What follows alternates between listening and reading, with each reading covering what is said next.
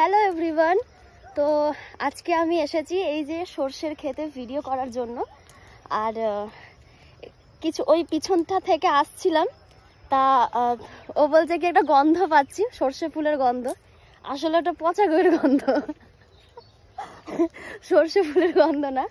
তবে দারুণ লাগছে, মানে কি বলবো, খুবই সুন্দর লাগছে। কি সুন্দর ক্ষেতটা শুধু দেখো। আমি সেদিনকে এসেছিলাম, সেদিনকে জাস্ট একটু ছোট ছিল, তবে আজকে মনে হচ্ছে আরো বড় হয়ে গেছে, দেখো, তাই না?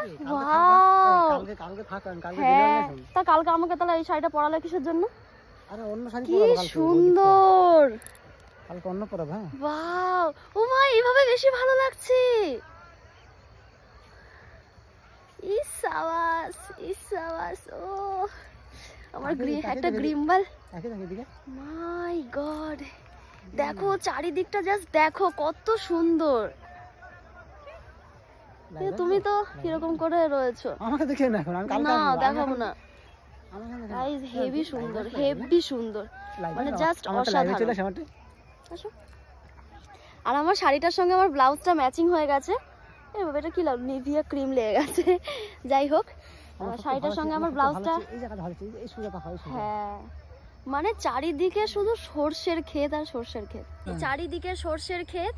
আর তার মধ্যে এখন যাবে ট্রেন, মানে ট্রেনটা গিয়ে আরো মানে জিনিসটা অসাধারণ লাগবে।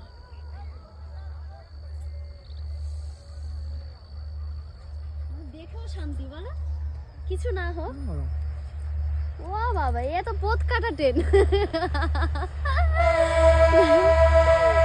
সেটাকে আমরা ছোটবেলায় পথ কাটা ট্রেন বলতাম, পথ কাটা ট্রেন এগুলো।